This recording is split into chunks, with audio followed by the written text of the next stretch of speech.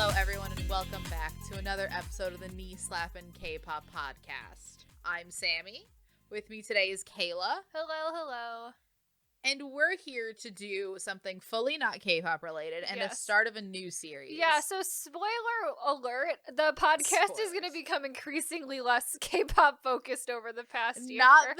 Not that we were fully K-pop focused to begin but like with. we're gonna be like really not that K-pop focused because we don't do like music reviews or anything, and I feel like by this point in time we have completely used up all of the ideas about K-pop that we would want a podcast on, and there is no here's the airing survival show right now, so we don't really have anything to talk about. Well, there is. They just started with what's it called? The Build Up, Mnet one. but that Build sucks Up. And it's boring. And we're not having fun with that one, no. So we'll do one episode on that maybe, depending on how it goes. But like, if they get Kingdom Puzzle going, we'll be back. Hell in yeah, it. weekly, fucking weekly for Kingdom Puzzle. But because this Build Up is not Kingdom Puzzle, no, they have too many not K-pop people. It's on like that for that the infinitely worse version of Kingdom Puzzle, and I'm not happy about it. So, but what we did decide to do is that we do enjoy podcasting every week, because if we really wanted to, we could make it a bi-weekly podcast.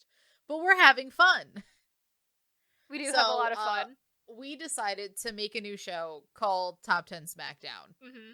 Not copyrighted. Not copyrighted. This is a ripoff. Yeah, totally not ripped off of Watcher's Top 5 Beatdown. Top 5 Beatdown. Yeah, not to be confused with that. Nope. But we realize that we are very similar people and yet very different people. Yes. We can keep this going with many a thing. Maybe one day we'll make it K-pop related. But these are just going to be our lists going head to head of our top 10 of a certain topic. Sometimes it'll be a top 5, but now it's a top 10. Sometimes it'll be a top 5. Yeah. We try to make it a top 10 unless we physically cannot. Right. But we have decided that we're going to start with a top 10 list that genuinely is unhinged. So unhinged. So my list is so unhinged. Originally starts with us going like, what's our guilty pleasure shows? Right. And the answer is we have no guilt. I have no guilt watching any of the shows that I watch. No, absolutely not. None. Even the trash. I accept the trash. Exactly. Because the trash is fun. And so we were like originally going to do this with our like top 10 shows. And we realized no. Top 10 reality shows, because these are not guilty pleasures. Right. They're just shows that we genuinely at one point enjoyed. Yes. Whether they are problematic now, who's to say? But it was a different time. It was a different time. And the two of us have watched so much reality television. We are from the golden age of reality TV. Like an insane amount of reality television. We were teens we were born in the late 90s. We were teens during the 2000s, which is the golden age of trash reality. I mean, that was the start of reality TV. Like we've been there from the beginning. Yeah. We lived through this. Oh, we were absolutely. born into this. I think that, do you have any honorable mentions on yours? Because I have two I want to mention before we go. I had a couple, but I deleted them, so I don't know if I remember them. But also want to make the disclaimer that we decided together to take K-pop survival shows off the table for this list. So specifically, we made, because the question was, can we put produce on here? And the answer was, that makes it less interesting because that takes up a spot. It's taking up a spot. From, like, a show that, like, could do it. And we talk so much about produce outside of this episode anyway. We just did an episode on a produce season. And it's like, more. We both would have had it and it would have just would have been a wasted spot. So we decided to not. Yeah. I mean, as we go, I think we can do our honorable mentions before we do number 1. Right. Just to not spoil what's not on this list. Right. So, Kayla, would you like to start? And then at the end, we'll show you our top 10s. And if you want, comment who had the better list. Yep. Exactly. Is that how top 5 SmackDown Beatdown works? I mean, I don't know. I don't know. I guess in a way. Sure. This isn't a competition. It's fine. You start. Number 10. So number 10. So this is a show that is very popular. I don't think I've ever talked to you about it before though, at all. So I have Project Runway. Oh my god, I've seen episodes of the show. So there's so many seasons of the show. I have definitely not seen every season of the show, but it's a show that I always enjoy when I watch it. It is so fun. I love the design element. I love how catty everyone is. I know it's the fashion industry, so everyone just sort of like. It's so funny. The contestant interactions are always great because there's so much drama over nothing. There's so much happening. The judges are all also very fun. they're different now than when I was watching the show, but it's very fun. There are 6 spin-offs of this show. I mean, as is the way. Project Runway All-Stars, Project Runway Junior, Project Runway Threads, Project Accessories, Under the Gun, and Project Runway Startup. The only one I've really seen is I've seen a little bit of Project Runway Junior and I've seen a couple seasons of Project Runway All-Stars. And Project Runway All-Stars is the same show, just with returning contestants. There's nothing that's spectacular what all about it. seasons are. They just made it its own separate spin-off At least series. I know about on my list. There's a bunch of shows on here where it's like, oh, All-Star, and then we're going to do an All-Stars, either a season or a spin-off. And I'm like, okay. And so this has been airing since December of 2004, and it is still airing currently. I know that they just did their 20th season, and Project Runway All-Stars was being produced separately by itself, and then that got canceled at some point in time. But because they just added their 20th season, they just decided to make season 20 an All-Star season, so that it didn't really die in a way. You gotta keep it going. Yeah, but I think it's so fun. I think the design challenges are super, super fun to watch. It's a very fun show. I haven't seen, I've never watched a full season of it, but I have watched, individual episodes, when they were on. Yeah. Because, when you're on Bravo, sometimes you just let shit play. Right. Especially back when it was on Bravo. Exactly. You're watching something else, and then this comes on, and it's like, oh, hi. And then you're just sitting there, and you just can watch. It's such an easy show to just watch an episode of. It's so easy. It is such an easy show to watch an episode of, because it's it's very compartmentalized. You're doing they have different challenges every week. Different challenges. Fun. It's so fun. My favorite challenge every time is the untraditional materials challenge, where they're like, oh, we're gonna go into a party city and you're gonna make a dress. Yeah. So whenever back when streaming services used to not be you didn't need 1,000. Right. That's the one episode where it's like, oh, Project Runway's on. Right. Is it the unconventional? I'm like, oh, is it that one's? That's the one I would be like, oh, that's really so fun. Good. It's so good every time. And also a disaster because. Yes. Always. All right, so my number 10 is a show that I've mentioned it before to you, but I don't think you've ever watched this. Right. It's The Girls Next Door. Oh, of course. So it was on E! From 2005 to 2010. It had 6 seasons. So this show, for the people that don't know, it followed 3. At the beginning, it was Holly, Kendra, and Bridget, who were at the time Hugh Hefner, creator of Playboy's 3 girlfriends. Of course. Because of course he had 3 girlfriends. Because and then I think in the later seasons, that's sort of when I dropped off, is then when they brought in, I think it was Crystal and the twins, because at some point he stopped dating these 3 and he dated another girl and then a set of twins. I think he ended up marrying Crystal, if I remember. Yes, because I remember their wedding episode was on The Girls Next Door. Ooh. But it was insane. They lived at the Playboy Mansion, which that house is half the reason you watch that show. That house is insane. That house... If you know anything about, I watched this in when it was airing. I was a child. I was 10 years old. It's a wild show. The house has secret sex grottos. These girls are active Playboy models while they're on this show. So there's just insane censored nudity. It's a wild show. And it was just following these 3 living their lives. They all had very distinct personalities.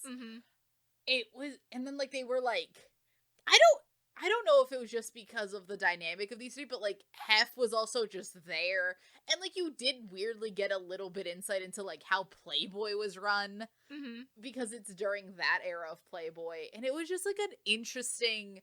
Looking back, that show is even more. I would be so curious to. I haven't rewatched that show in years. Right. I would be curious, especially with the new things that have come out about Playboy and about being a Playboy playmate. The show also had 2 spin-offs. It was Kendra, which just followed Kendra after she left this show and got married and actually continued her life, and Holly's World. So that, and then all of these people would go on to have a bunch of other reality shows, because I think Kendra then gets divorced and then gets another show. They become reality TV personalities. But I just remember watching this just having it on when I was young.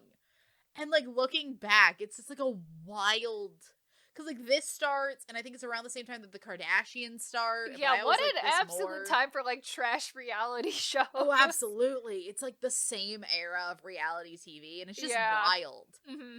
It's an interesting show. I'd be curious to see how it holds up now. Yeah, I don't know how it would hold, because like all of the, like, it does mostly focus on the women, and it doesn't really focus on their relationship with Hef, probably because Hef at that point is in his 70s. Yeah. 60s? I don't know. Because he looked old as hell in 2005. Right. But he only recently died. Yeah. So, like, I don't know. Who's to say how old he was? Who knows how old Hugh Hefner was, but that, and then just, like, getting a look in this world, because you meet other Playboy playmates, you meet, like, the other situations. It's just an interesting, I don't know, my other thing with this show will always be, how do you pitch this? Yeah. Like, how is this? Because this is the Bush years. This is post 9/11. Right. Is this what we want? Is this what the country needed? I don't. Is this what we needed? I guess apparently is what someone it's decided such a we did. Weird show to greenlight. It right? is a weird show. The whole concept of it is super weird. It's Hugh Hefner's 3 girlfriends. It's so weird. Right? But then again, like 2005 does seem like that's the time that this would air. Time. Absolutely, that's the time this would air. When was the writer's strike? Was it 2005? Because this seems like the perfect show you greenlight during the last writer's strike. Mm-hmm. All right. So, also for the people that are watching, yes, these PowerPoints are if you're listening, this has nothing to do with you, but yes, these PowerPoints do have dinosaurs on them. Yes. That's unrelated. Because we like fun. They're unrelated cute. To everything. They're just cute. They're adorable. Look we love at these them. guys. They're so cute. We love them. We'll slowly be naming them. Yes. Absolutely. Alright, so my number 9 is a show that aired for a way shorter period of time than I remember, but, like, is, like, a really core memory of, like, early childhood for me. So it's Doggy Dog, American, because I don't know, I haven't seen the, like, international versions, but I've only seen the American version. This apparently only has 2 seasons and 26 episodes total, which was insane to me because I felt like I watched this all the goddamn time as a child. It probably aired the same episode over and over and over again. And like when you're a kid, you don't think about it. It's like my concept of time was like real weird as a child too, I'm sure. Oh, absolutely. So also, what an unlockable memory you just gave me. What the hell? Insane. Doggy Dog? Yeah. So wild. Doggy Dog aired only from June 17th, 2002 through August of 2003. And it's kind of a weird game to explain. Essentially, they put 6 random people and they give them like weird fun little games to play, and some of them are like physical stunts, and some of them are like trivia games, and some of them are like weird, like they take 2 celebrities and they mash their faces together and you have to figure out who it is, and some of them are also like you walk across this balance beam in 6-inch heels or something, or like climb up this rock wall or like as it's raining on you. It's like the range of stunts the early 2000s, are huge. Also weirdly sexual. Yes, and like one of them is like always one of the big ones they did was like they bring out like a whole bunch of like men in drag, and then one of them's actually a woman, and you have to guess which one is a real woman and which ones are just men in drag. It's like that type of stuff is going on. Is this also the show where they would randomly always try to get a girl in like one of the contestants in a bikini? Like always a skimpy bikini. Well, one of these games is literally like you're playing essentially strip poker, where it's like you have to hit a bullseye in darts, and every time you miss, you have to take off an item of clothing. And they'd always have the attractive woman do it. Oh, absolutely. Yeah, I remember that. Yeah, that's a wild show. And so they all get to do. They compete in these stunts. First they vote on who they want to do it. And if that person does it successfully, they send someone to the dog pound, and if they fail, they go to the dog pound. And then at the end of it, whoever is left over, we go into this weird trivia game format where they're given like 5 trivia questions and they get to pick who in the dog pound has to answer them. And if there's like a certain amount of things, if the dog pound gets 3 of them right, they win. And if they get 3 of them wrong, the other person wins. And then so either the dog pound splits the money or the person who's like left over at the end wins all of the money. Yep. And that is the format. It's a very weird formatted show, but it was such a wacky, like, variety-esque show that was just super, super fun to watch. Oh, it's like a really weird... If you've seen that show, you don't forget that show. Oh, absolutely not. I mean, I locked it away somewhere in the recesses of my mind, but I have seen this. I do know this show, yes. Yeah. It was a weird, fun time. Oh, it was a very fun time. So my number 9 is an icon. Mm-hmm. It's iconic. Uh-huh. You've heard it. If you've been on TikTok, you've seen so much of it. Uh-huh. My number 9 is Dance Moms. Absolutely, yes. Oh my god, that show is iconic. Oh, it's so good. Abby Lee Miller. What a good show. It's terrible, but it's so good at the same time. It's so good. So, it aired on Lifetime, because of course. It had from 2011 to 2019, 8 seasons, 10 specials. Dear God. So, Abby Lee Miller is just an insane woman. An insane person, actually. Trying to teach a group of children how to dance. Mm-hmm. And their mothers are also insane. Yes. And then, it's also one of the messier behind-the-scenes shows. Oh, because so many of these mothers have come out and said it's all fake. So many of these people come out and said it's all real. So many of these people have said that they wanted to leave, but were essentially being held captive. Right. That's what Kelly says. I know. It's insane, that show. Wild. Like, the way that she is allowed to just treat children on television is crazy, actually. But also the way that there's physical fights on this show between in front of children. Mm-hmm. In front of children. Oh, truly insane. Amazing. And then you get icon. I mean, you get the icon that is Abby Lee Miller. Right. You get JoJo Siwa out of this show. Oh, yeah, absolutely. You get Maddie Ziegler. Yeah. You get a bunch of people. Did you ever watch that, like, spin-off of Dance Moms? That was, like, the kids' dance competition show that was, Abby, like, you get to be at a Abby studio? Lee Miller's Next Great Dancer, or whatever it's called. Yeah, because Kalani was from that, and so was JoJo originally. So was JoJo. Yeah, they came onto that, and then they got put onto the real show. The real Dance You Moms. learned that, like, JoJo's mom fucking coached her to be crazy. It's insane. That's how you get on that show. Exactly. The amount of mothers who will use the excuse on this show that I only acted crazy so I could get on TV. Insane. Honey, that doesn't make it that much That doesn't better. make it good. Like, that doesn't make it better at all. You still chose to portray yourself as a crazy person. Mm-hmm. Because you kind of look like one. I know, and I was like, that's on you now. If everyone's mad because you're a crazy person, like, well, you do that to yourself. Like, you did that. It's your own fault. Yourself. But yeah, Dance Moms. Love Dance Moms. It's so good. Love dance. Oh my god. It's, like, you can just watch, like, I will just see, at some point I did a rewatch of Dance Moms like 3 or 4 years ago. Mm-hmm. You can just sit there and just watch like 4 episodes. It's so good. They just fly by. They do. And the kids are good dancers. The kids are great. Love the kids on Dance Moms, yeah. Those kids did not deserve this. They absolutely Mia, did not. Kalani, Chloe, Maddie, Mackenzie, Chloe, all of them. Mackenzie, Kendall. What are Kendall and Kendall? No, not Kendall and Kylie. Oh, Brooke and Paige. Brooke the other and Kendall. Two. Yeah. Brooke and Paige. All of them deserve so much better. They're thriving on TikTok. They are. They are really now. But also, the pyramid. The pyramid is so good. It's so good. She ranks these children in pyramid format. Oh man. Everyone's heard the TikTok audio. Who's on the top of the pyramid? Who's on the top? Again, going 3 for 3. Yeah. Maddie.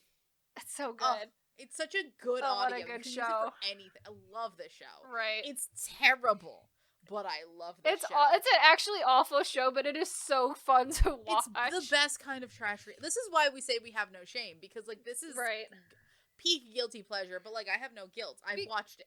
Please. Because as someone who did dance as a child, I watched this show when it was I was no longer doing dance when the show started airing, but I did watch so much of the show, like, live as it aired. I don't think I would have cared if it was a show I needed just picked up, like, years later. But the fact that I literally just watched all of this unfold as it was happening it's so good. Oh no, that's fantastic. That's truly the best part. Plus the fact that I think that this show just continues to keep its relevancy because all these people are insane. Oh, yeah, absolutely. Love that for everyone. Mm-hmm. All right, number 8. So my number 8 show is purely for fun. And it's Worst Cooks in America. We had to have a Food Network something. Yeah, so that's from the Food Network. It has 27 seasons, which I did not believe when I was like, that's at 27 seasons. The Food Network will fucking just keep... I feel like the shows don't end because they don't give anyone any prize money. Right. They just keep it going forever. So it's been running 27 seasons from 2010 till the present, and like apparently nonstop. Mostly, I think every season has Anne Burrell as a judge. Yeah. She's like the main thing that really holds it together, and then the other people, like the other team person, it like flops between it like Tyler Florence and Robert Irvine, Bobby Flay, and Rachel Ray. It's the Food like Network someone people. else, yeah. Oh, also, I want to point out, you know how I said that the Food Networks will keep going forever? Mm-hmm. Do you know how many seasons of Chopped there are? I can't even imagine how many seasons of that there is. 55. Jesus Christ. There's 50. That's the one that I was like, there's an insane number of seasons of Chopped, and I wanted to like be correct.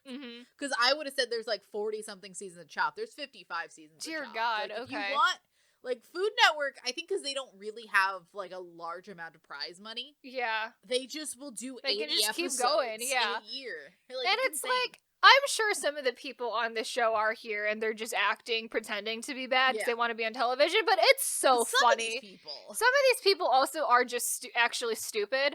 Yeah. And it's just so funny regardless. That's the thing, is this is one of the funniest things I've ever seen, like, on Food Network, because you can't, like, make up some of the stuff these people do. It's crazy. And it's always here watching them make, like, just make the dumbest decisions you've ever seen, and then listening to the commentary from the real chefs in the background. It's just so funny.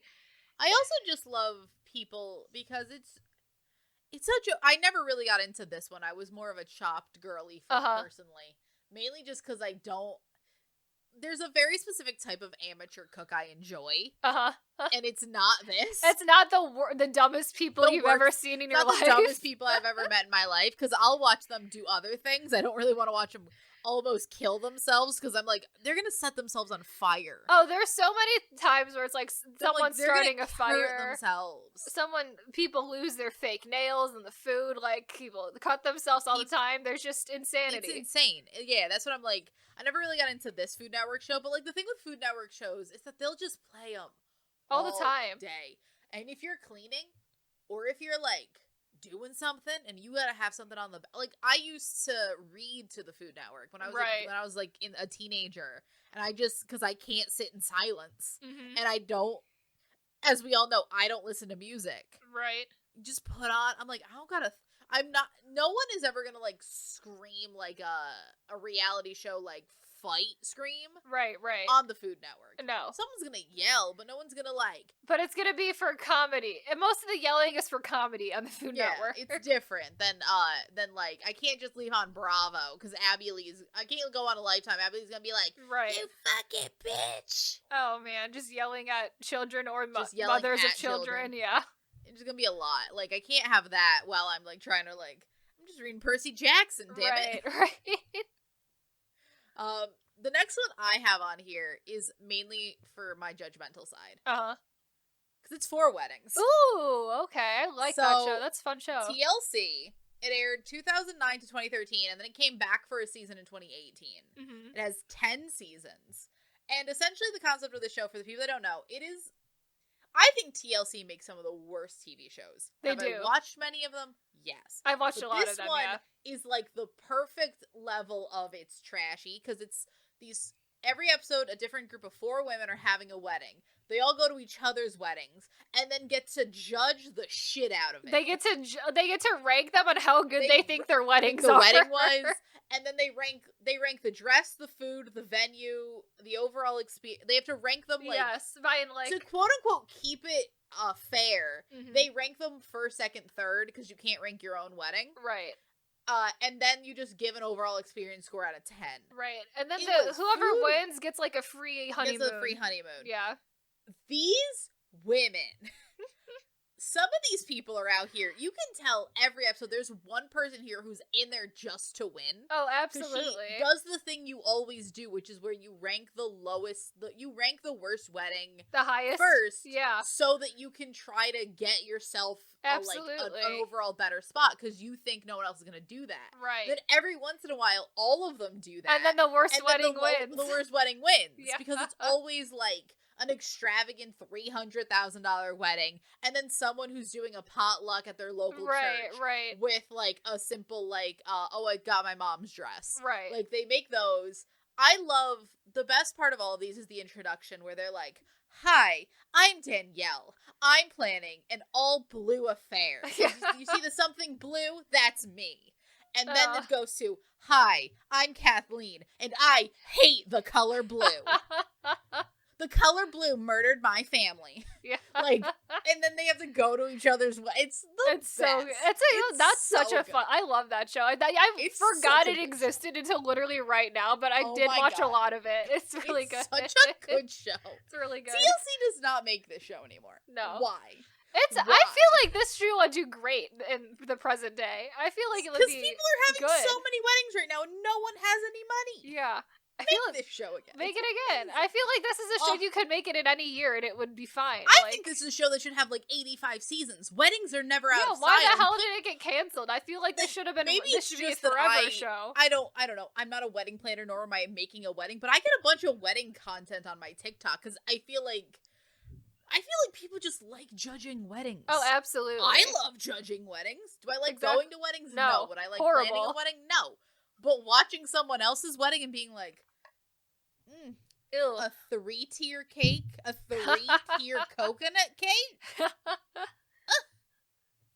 You got cowboy boots? Ew. Ooh, firework. Like, I would love to go on that show and just judge other people's weddings and not have a wedding of my own. I know, it'd be so fun. I love this show. This show is iconic. Love this show. Alright, so my next show is one that I have 2 shows on here that I'm not sure you know about. This is one of them. So the next show is King of the Nerds. Oh my god! I remember this. I think I only watched like 2 seasons. I don't think I watched. It didn't have that many seasons. It only has 3 seasons. I think I only watched 2 of them, but that first season, so good. That's it. That second season is not very good. The first season is really good. I think that's why I don't think I finished the second season. I do remember that first season is so good. The first season is so good. So it aired on TBS only for 3 seasons. I have never wanted to be on a reality show more than I wanted to be on this show. Like, I wanted to be on this show so bad. Reality show I could possibly have a chance at maybe winning. Yeah. Oh my god, it was so good. And then you just had So the format of the show is originally they would split up into 2 teams, and then they would get these team challenges to do, and these are like real nerd shit. Like there was a lot of LARPing, there was like cosplay contests. It was like literally one was like build a cardboard raft like of science-based and there was like stuff. Full like makeup suit of armor, like that kind of yes. It was like intense LARPing type stuff. And there's always one that's like write a nerd anthem song. Like they're all like types of stuff. And then one team would win, one team would lose. And then whatever team lost would have to, the other team sent 2 people into like an elimination battle, and that was also very nerd themed. But usually based around like one specific type of nerd culture or specific lore. Nerd culture issue. Yeah. And they had like all different kinds of nerds. You had like nerd, like pop culture nerds. You had a bunch of people that were like super like science degrees. Yeah, if you like engineering, science people, or like physics, because like I know that there would be certain things where they're like, I'm more of a this kind of nerd. I don't do like math or like there were a lot of different kinds of nerds. Season 1 had a guy who like hacked into like Yale or some shit on it. Like he was there. I mean, these are just full-on nerd. I mean, it was TBS. Until this moment, I didn't realize TBS made programming and it wasn't just the reruns channel. Like, let's be honest. Mm-hmm. Season 1 has Joven Shire from Smosh Games on it before he was in Smosh Games. Before he was on Smosh Games. And he does about as well on the show as you think Joven Shire from Smosh Games. He is exactly the same person that he is in Smosh Games. Like, this personality is exactly the same. Yeah. I mean, it's also 2013, so it's like, these are still when nerds were, like, nerds. Yeah. Back before, it's both. This was before it was, like, cool to be a nerd. Before it was cool to be a nerd, and also before nerd became, like, this weird thing that incels took pride in, because they call everyone fake nerds. Yeah. There's still a little bit of that, especially with the fact that there was a bunch of women on this show. And, like, weird, it's 2013, men. There's a really horrible guy on season 2 who is very much incel-like, and I do not enjoy him at all. Incel before we had a word for it? Yeah, he was terrible, but season 1 overall had a fantastic cast, though. Season 1 had a very good cast. Season 3 is better than season 2, I would say, because season 2 had a lot of weird-ass people. I think season 3 was more boring, but it didn't make me as angry. But it didn't have season 2. They didn't have an incel on it. I think the main issue was that, like, in 2013, you're still dealing with, before everyone essentially became a nerd. Yeah. Because, like, nerdy things are just because, like, anime is cool now. So. Anime's cool now. Everyone watched Game of Thrones. Yeah. The fact that, like, and even, like, different kinds of nerds. The fact that, like, Succession was super, like, big and popular. It's like that. Like, that's, like, nerd shit. Mm-hmm. That's not normal people shit. Yeah. That's, like, so I do think that this is, like, a little time capsule. Because you can't, I think the guys, if you did this now, it's harder to cast the guys. Oh, for sure. You're gonna head it's into so that hard direction. Before you run into the just like the worst people you've ever met in your life, like imaginable. Yeah, but yes, highly recommend this show. I have not thought about this show in years. It's so good. I forgot about this show. It's such a good show. I don't know if it's on the internet anywhere anymore, but God it only is. knows. It might be lost media. It might be lost media, but it's so good. Maybe Jovenshire has it on some. I'm sure he probably does. Probably. I feel like I'm sure he does. I feel like yeah. He won't lose that. Mm-hmm. All right. I'm gonna be honest. I changed the order around, so I don't remember what the next cool. one is. Cool. Oh, it's Whodunit. I love this show. Oh my god, it's so good. Yes. It's so good. Yeah. This is one where I'm like, I don't know if Kayla's even heard of this, but Whodunit. Oh my god, that was show is so good. One-season ABC show from 2013, aired one time, was iconic. It's the most iconic show ever. It's essentially a large adult game of Clue. Yes. So essentially what really, you have, like, complex Clue. Yes. So essentially you have a group of people. I think it's like 12 or 13 people. Something like that. They go into this mansion. One of them is the killer. Like, it's essentially Mafia, but real life. Right. It's Clue and Mafia. Right. And then they essentially, each episode a murder happens. Right. And either they have to essentially figure out who done it. Or how it was done. Right. And then they accuse somebody. Again, you can really see the bits of this. I think there was a bit of production rigging on this show, more so because conveniently the murderer stayed in the whole show because they can vote him out. Well, they don't get voted out. It's whoever solves the murder the least correctly gets eliminated. Yeah, which is always convenient. But like I'm just saying, they never like think about, because there are quote unquote clues to who it is amongst them, but you know. They never get there. I read on like a post-production interview of this that the girl who was the murderer she didn't have any extra like knowledge, but they did tell her to stop winning challenges at some point in time because she's won like two in a row. That's fair enough, because again, it's not Mafia. Like, it stops close to being Mafia. It's more Clue than Mafia because like, while they are amongst you, they're not like actually killed. Like, it's not like they don't have any control over who gets killed for the entire whoever show. Does it worse gets murdered in the next episode, and that's how they get a victim. And the entire show is more about figuring out how they committed the murder rather than it being who is the murderer. I mean, to be honest, I think that you can do this show, and this show could have aired forever if you took out that one of them was a murderer and you just make it Clue. I'm so mad it only got one season. I know. It was so good. So good. I loved it so much. It's such a good show. Oh my god. I don't know what happened. I know. But it's an icon. I did also remember when it was airing, it freaked a lot of people out that people thought people were getting actually murdered. And I'm like, there's no way. No. Like this, also like the prosthetics that because they also would always have to go ABC. Yeah, they would also have to go into the morgue and like look at the body, and they would do like a effect, whatever, what is it called? When you do like body makeup or whatever, on the people to like match like what type of murder it was, and people were like, "Oh my god, are people dead?" I'm like, "No, of course they're not dead." But they also had like, I know one of the guys was like a cop. Yeah, like, they had like a decent amount of people with like experience because like it's a more respectable show. This show could have probably been filmed in like 2 weeks. No one needs to take an insane amount of time off to do this. It really is such a good show. It's so good. Do. Highly recommend. Like, I don't know if there's anywhere to watch it, but dear God, I think you should. I was on YouTube at some point in time, but that was also years ago, so it's probably gone now. It's also ABC, so that had production value. Oh, absolutely. It is the I will say the mansion. It's a little too modern, especially from the outside, but it does kind of feel like a Clue style mansion. And I think they knew exactly what this show was. They knew you gotta go Clue. You can indeed watch Whodunit on YouTube. You can find it on YouTube. Go watch it on YouTube. It's iconic. Yep. Love it so much. All right.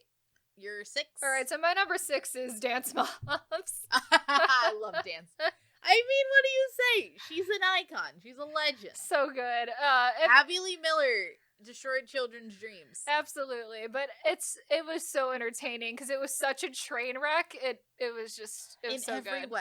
In every way. So good. Love them. What more can you say about What more can you say? Who is your favorite mother? Holly. Love Holly. Holly's the best mom. Holly's the best mom, for sure. The messiest mom was Chloe's mom. What's her name? Christy, I think. Christy or Kelly. I also love Kathy for the insane energy that she brought. I almost don't count her as a mother because she's like separate. I know, but she does have her own child, and like she was consistently using as like a human prop to like get into lower age categories. It was insane, actually. It was such a weird show. What a weird show. And then like you find out that like all of these dance competitions are fake. Yeah, like there are no like. They're just making new dance competitions so these girls can win. And exactly. or mainly so that they also have control over like the fact that it's a production. Right. It's not a real dance competition. It's just like wild. And then it was like they would always have to like record everything they did twice, like once for cameras and once for the actual judging part of the competition. So it was wild. Oh, it's crazy. All right. So my number 6. Real Housewives of New Jersey. Oh, yeah, of course. Look. One of us had to have a Housewives on here. There's like 15 of them. So many Housewives. And it wasn't going to be you, Kay. It wasn't going to be you. It wasn't going to be me. It was going to be me. So, I picked an older cast because I watched this show religiously with my mother when it first, like from the beginning. It's on Bravo, as you know. It's The Real Housewives. Started in 2009, still going, 13 seasons. Insane. I watched this show religiously when it started, back when it was like Teresa, Jacqueline, Carolyn, Danielle, and Dina. God, Dina. And Danielle. Oh, God. Danielle, who almost flipped over a table. Oh, no. Teresa flipped over the table for Danielle. That's where that comes from. Yeah, Teresa's been on this whole show. And then you get Melissa in, because that's what this is. This is like when Melissa comes in, and Melissa is Teresa's sister-in-law. Oh my God. Then you get the battle of the two Joes, because Joe Gorga and Joe Giudice can't be in the same room. Oh my God. They threatened to beat each other at Melissa's son's christening. Oh my God. Because you can't have anything. We can't have good things. Then you got Teresa's legal battle. She went to jail. Joe got deported. She got remarried. Oh man. There's a dozen children here. All these people are crazy. I feel like that's how the Housewives work. Teresa lost all her money and gained all her money back. If you're not crazy, you can't be on this series. I don't care about all of like the newer Housewives because I don't keep up with it as much now.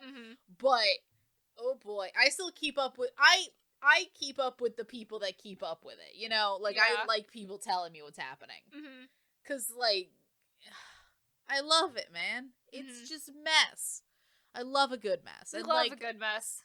And, like, the Housewives are they are the definition of what I call people who know what reality TV is. Yeah. They know how to keep themselves on TV because they've seen, especially the housewives that stay on those shows, they've seen girls come and go. You got to keep yourself interesting. Oh, absolutely.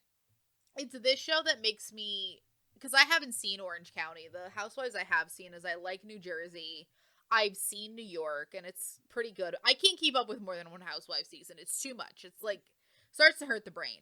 Salt Lake City was actually really good. If you want to really, like, that show only has, I think, like 4 seasons now. Watch that one. It only has, like, 4. But there's so much going on. Love it. But also, it does kind of make me wish I was into Vanderpump Rules.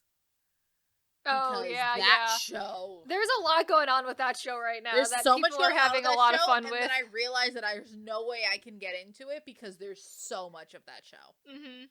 But that, with the whole mess from last summer, yeah, I was a little envious. I wish I was a part of it a little bit, you know?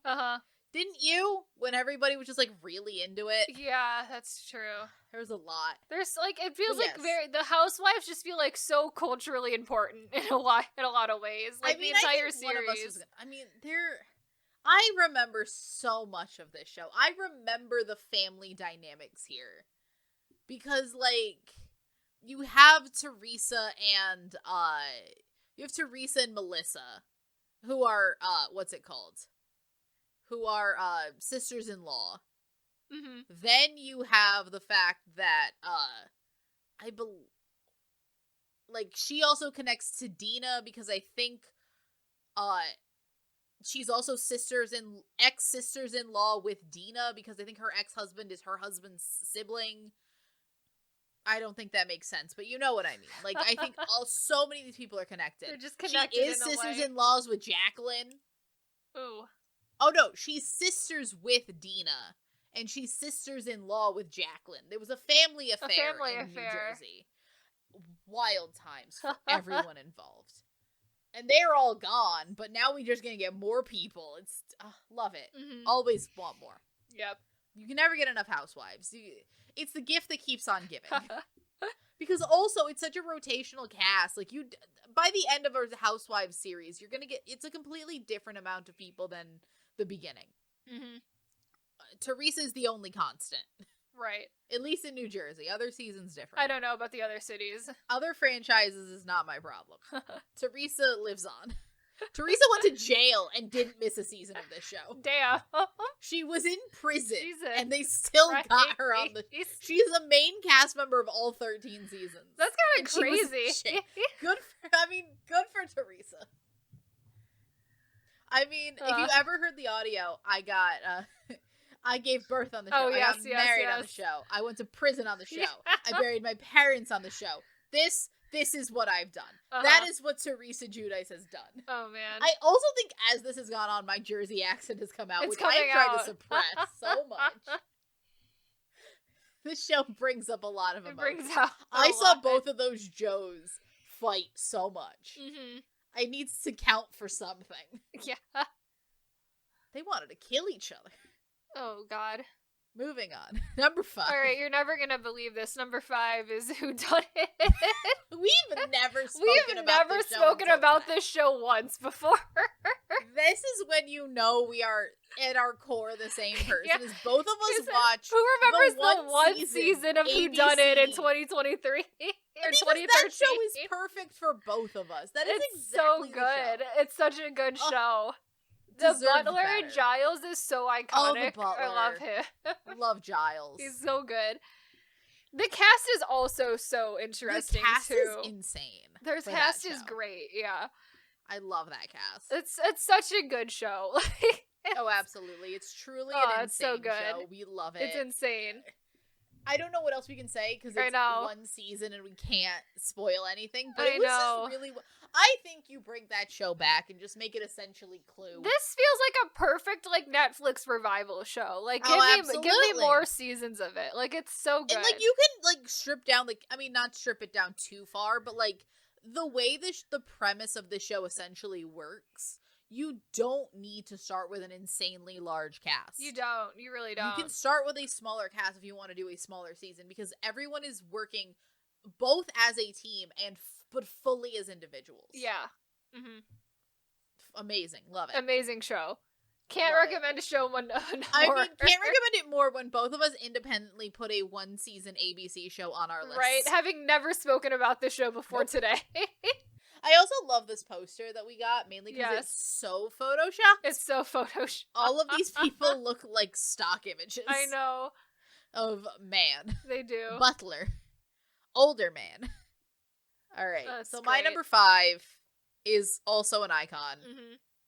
My number 5 is The Great British Bake Off. The Great British Bake Off. We love The Great Bake Off. The Great British Bake Off is just pleasant. It's such in every way. What a pleasant little show. Like, such a pleasant show. It's gone through so many changes. It was on BBC 2 and then BBC 1 and now it's on Channel 4 and it started in 2010 and there's 14 seasons. There's 43 specials. They do a celebrity special every year.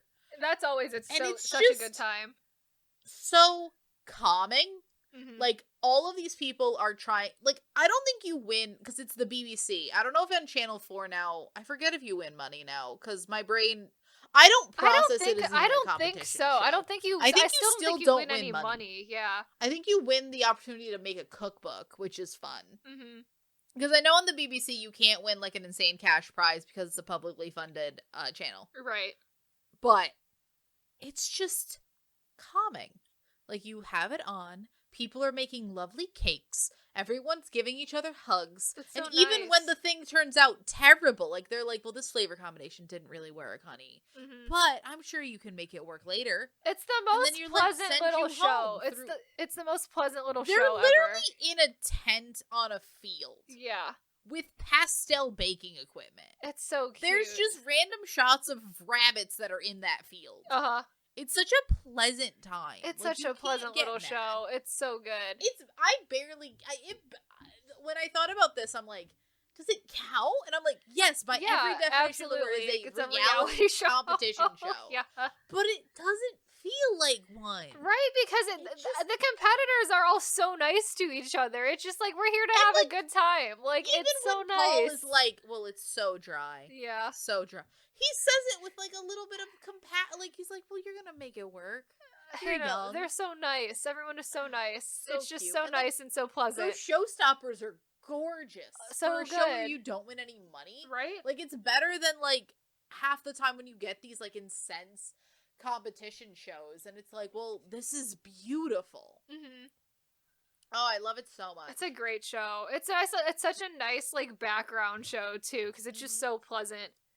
And then, like, the thing is, like, it just makes you want to eat sweets. Yeah. And, like, everyone's, even when they don't turn out good, at the end of the day, you kind of know they kind of taste good, too, because it's cake. Right. Ugh, love it.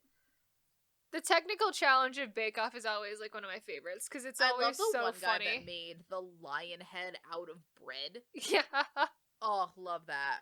And then you have, like, the celebrity seasons where, like, these celebrities are trying. They're trying. Because baking is inherently difficult, and then, like, you just have, like, James Acaster at one point going, like... Started baking tell us about your... Had a breakdown. Had a breakdown. Bon appetit. Bon appetit.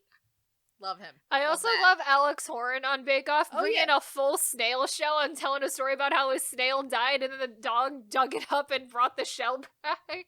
Or some garbage is crazy stuff. Yeah, it's such a pleasant, because the BBC will do, like, I think it's Stand Up to Cancer or Red Nose Day. It's just, like, for charity, and they'll just have that playing. Mm-hmm. And this is, like, the perfect show. So good. To have for a charity broadcast. So good. It's just so pleasant. Mm-hmm.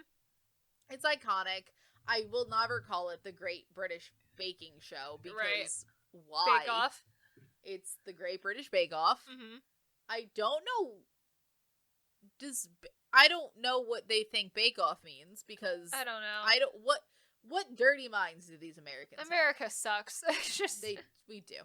But yes, Great British Bake Off. Great show. So pleasant. That's my What a food great show that show. I have on my list. I cut Great British Bake Off Everyone on mine. has to have, I think everyone on their list of reality shows has, like, their favorite one food show, yeah. Because, like, there's so many, and they're all just, they're stressful, Mm-hmm. but other than if you're gonna go with, like, a Hell's Kitchen, Right. which is intense, and, like, a real show, most of them are pleasant. Right. Like, Gordon calms down at, like, MasterChef. Gordon knows his audience. Once he's not dealing with professional cooks, he's a normal person. Like, he kind of gets irritated on MasterChef, but that's if you're, like, at the end of the show and you can't poach it and in. you're doing, like, a really bad job. Yeah. And even if people are having, like, a bad day, he's, like, he's usually trying to be, like, nice about it. And then at the end like, MasterChef Junior, he's so nice. good. He's so good with the kids on MasterChef Junior. Well, he also has, like, 5 children. Yeah. He better be good with kids. And then even in, like, Kitchen Nightmares, he's terrible because all of those places are health hazards. OSHA violations, essentially. So many terrible. OSHA violations. But yeah, no. Great British Bake Off. Yay. Great show. Number 4? Okay, so my number 4 is The Mole. Oh god. I love this show. The Mole has truly gone through, like, such a bizarre... such a bizarre, like, time of airing, because it started in, 2001, and it's technically still airing now. But, so we aired 2 normal seasons of The Mole in 2001, 2002. And then in seasons 3 and 4 of The Mole in 2003, 2004, we do Celebrity Mole. That is an infinitely worse version of the show, Celebrity Mole. Yeah, because celebrities suck on these type of shows. Like, Dennis Rodman is on one of those seasons, and so, like, Alex Baldwin is on, like, both of them. It's, like, terrible. It's the worst version of Mole, Celebrity Mole. And then... You shouldn't get to go on both. You shouldn't get to go on multiple seasons. I know. It's insane that they invited him back to the second one. Like, I don't know. They invited 2 people, actually, back from season 3 on to season 4. And they did equally as bad both times. They did not do well on the show.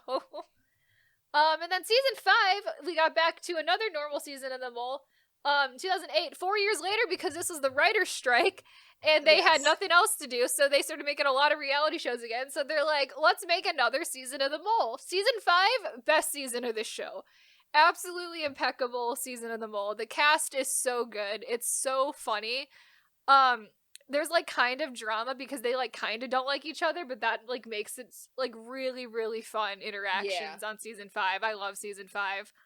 And then season 6, and we got a Netflix revival of The Mole in 2022. Yeah. That is also a bad version of The Mole. It is inherently the same show. It is way worse. Because it's following the, like, stupid, updated... casting isn't that good. The Netflix casting is bad, because that cast was so damn boring. Like, they casted the most boring people they could imagine on that show. And also the pacing... all the interesting, crazy people there's not enough crazy people on it. Like, there's so many crazy people on season 5 of The Mole. Here's the problem. Netflix is casting too many shows that, like, you gotta keep the crazy people for, like, Love is Blind. You can't put them on The Mole. It's the same format of the show. It's just the challenges are way less interesting. The cast is way more boring. Like, the Netflix version is probably worse than Celebrity Mole. Like, Celebrity Mole is at least interesting because celebrities are, like, a hot mess. But the Netflix Mole is worst version of that. So, would you like to... Because I haven't seen The Mole because I never watched the Netflix Mole, because I think we spoke about it, and you said it was bad, and it's then bad. I was like, okay, I'm not going to waste my time on it. Would you like to explain to the people, because I don't even think that the Netflix Mole did very well. Right. Would you like to explain to the people who were not around in 2001? Yes. Maybe not the born concept yet, of the mole. The concept of the mole. Yeah, so the It's mole... a little self-explanatory. It is. But... So there's a cast of, like, 11 or 12 people, and they will, as a group, have to complete a bunch of tasks in order to add money into what will be the prize pot at the end of the show. Except one of them is a hired mole, and is supposed to be actively sabotaging every challenge to try to keep money out of the pot, because they're, like, in with production. And so the goal is to figure out who the mole is. And so every week, our round of the show, because in Netflix they format it super fucking weird, you take a quiz on who you think the mole is. And whoever gets the least correct on that quiz gets sent home. So you really, and so a lot of the strategy of it is like sometimes people act suspicious on purpose to throw people off, and that's like a really good strategy. Yeah. So keeping tabs on like who is sabotaging because they're the mole and who is sabotaging because they're trying to throw you off is like a really thing you have to juggle. Yeah, there's a lot of you have to get people of like a certain the Mole feels like one of those shows where you need to have and I think this might be the problem with Netflix Mole, is you need to have the correct casting department. Yeah. Because you need the right kind of people in you this absolutely show. They can't do. all be trying to play the game. Like, you gotta find people that are willing to be in there and be like, yeah, no, I'm gonna fuck with people. Season 5 is I'm like here to fuck with it. Peak casting on the Mole. Because Paul, literally an insane person. Mark and Nicole, also a little bit insane. And it's like they're constantly butting heads because Mark is like fully in game mode and Nicole is in like sabotage mode and Paul is just an insane person. And it's the whole dynamic of that cast is like fantastic. And if you can find any season of the Mole, I recommend season 5 because it's so good. That's like the best version of this format. Yeah, fair enough. I would like to, how you say that if you want a show with people like weirdly doing, it's a very different show format wise. Mm-hmm. But if you want a show with people like trying to fuck each other over to try to figure that out, at this point, don't watch Netflix The Mole. Just go watch The Traitors. Yeah. Oh, that's that's literally a better version of The Mole than the Netflix Mole. Yeah. Yeah. If you like, it's a different format. Like there's a lot else going on. But go watch The Traitors if you don't want to watch TV from 2004 or 2008. Yeah. But yes, it's a good show. It's a really good show. If you can, wish it ran for longer than it did, and the revival was disappointing. Standard quality in the year 2024. Right. Go ahead with The Mole. If you can't deal with standard quality television, right? Because I don't know if I can, in good faith, recommend you watch the Netflix Mole, but season 1 and 2 of The Mole are also very good. Yeah. Season 3 and 4 are less good, but if you want to see some like really hot garbage celebrities go through The Mole, they're also like some of them are like Kathy Griffin's on one of the seasons. She's really funny. I do like that season because she makes that season really funny. But otherwise, it's like season 5 is definitely the best. Netflix revival Mole is like it's really not that good. Fair enough. Well, if you want to, and if you just want to watch a good show that has a similar premise, go watch The Traitors. Or go watch Whodunit, actually. Because Whodunit, go watch that as well. Fair enough.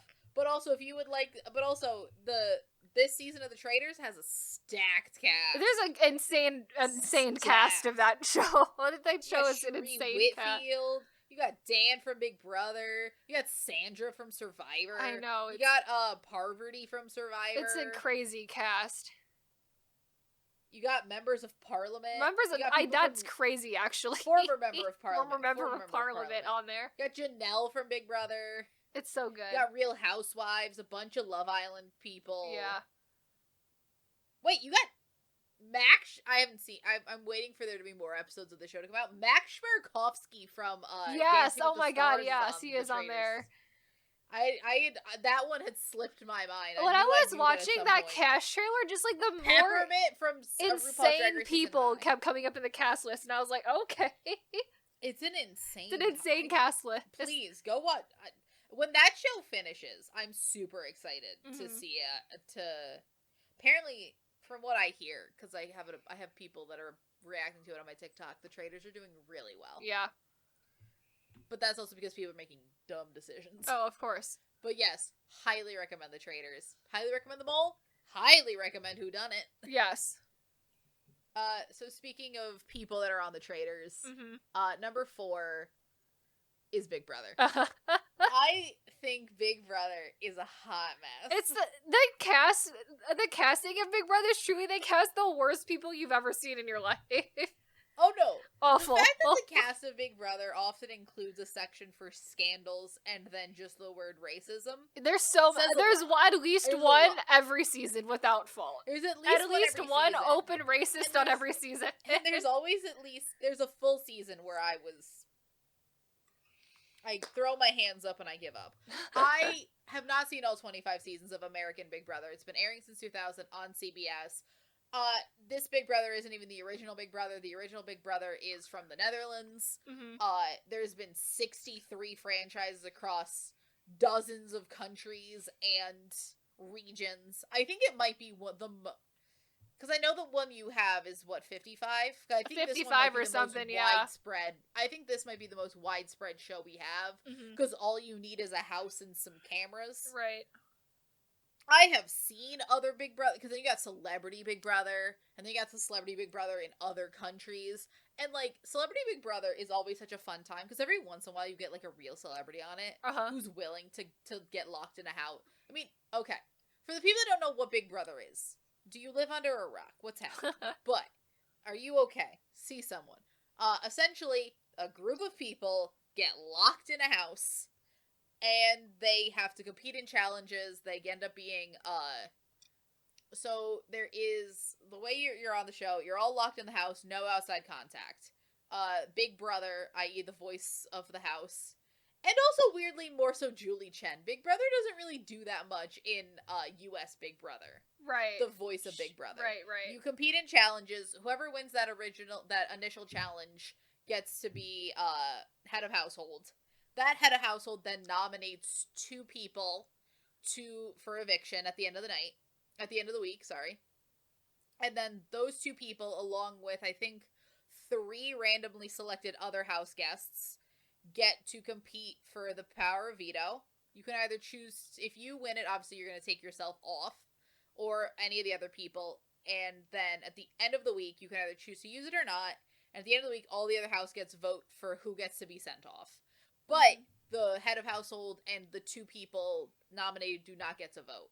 So you're dealing with, like, numbers games, you're dealing with strategy, you're dealing with, it's people with too much time on their hands, because you see it happen so often on this show, where because they have nothing to do, because there's no TVs, there's no books, they're all just sitting around, I don't even know if they offer, I mean, I don't know this because I feel like on all the older seasons, a lot of them used to smoke cigarettes. Yeah, so much smoking. So many cigarettes. So much smoking. I don't even know if they, because I haven't seen it in years, but I don't know if it's just because none of these people smoke or because they don't offer it anymore. Right.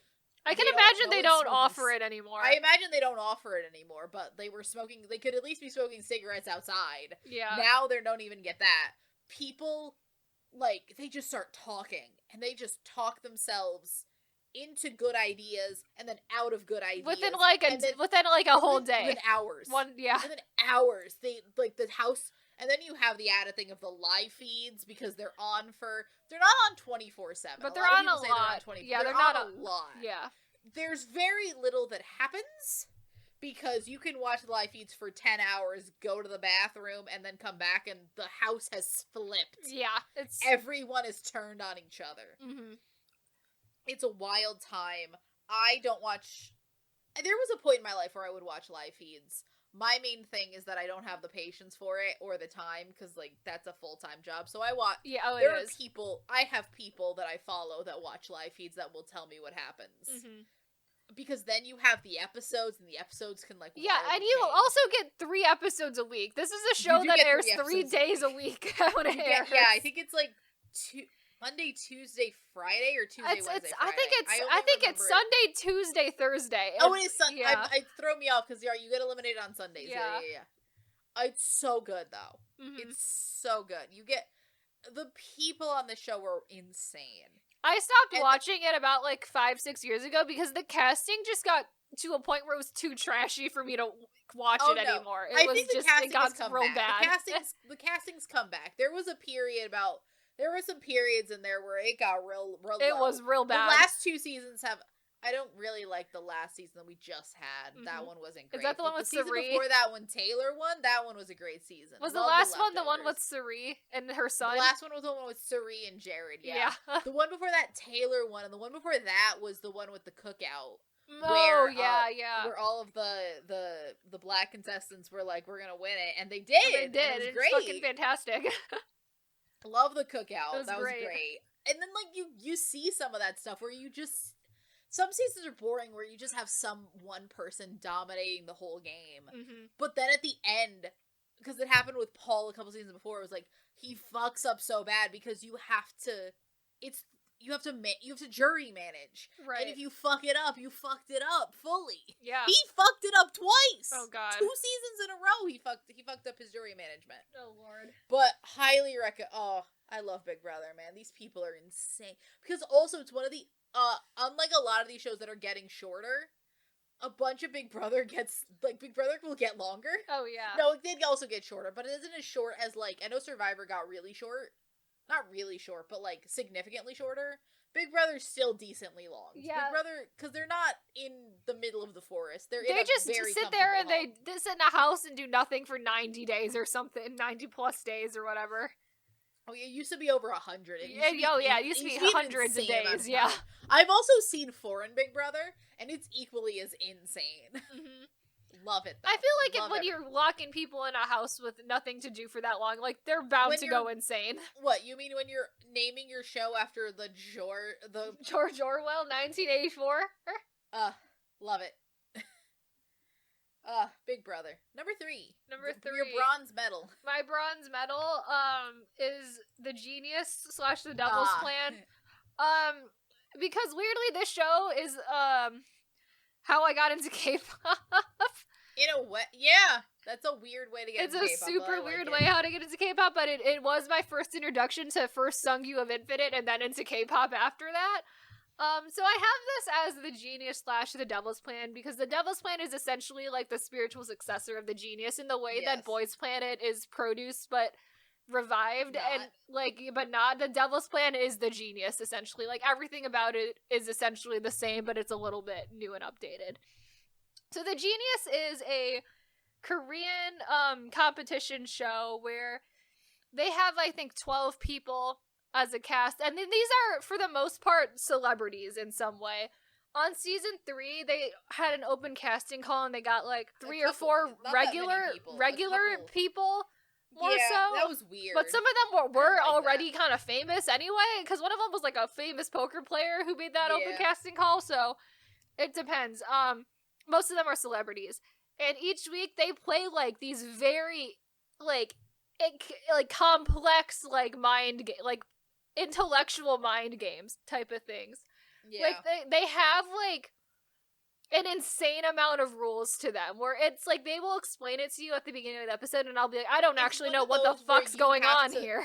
It's one of those where you have to watch them play it, and then halfway through you'll get, like, oh, that's what they're... Okay. Yeah, like, you have to see them play it. Yeah, it's like one of them, I remember, it's called, like, Scamming Horse Race, and it's like, you need to bet on the horse that's gonna win, except the results are rigged, and everyone has a little bit of information on who's gonna win, so you have to, like, bargain with people, or, like, bargain with the information to it's get like more information. Right, it's like a whole It's like a whole thing. It's a whole thing. And so, there were originally 4 seasons of it that aired between 2013 and 2015. Season 4 was called the Grand Final, and it was the last season of The Genius, and it had, like, all returning contestants from The Genius on it.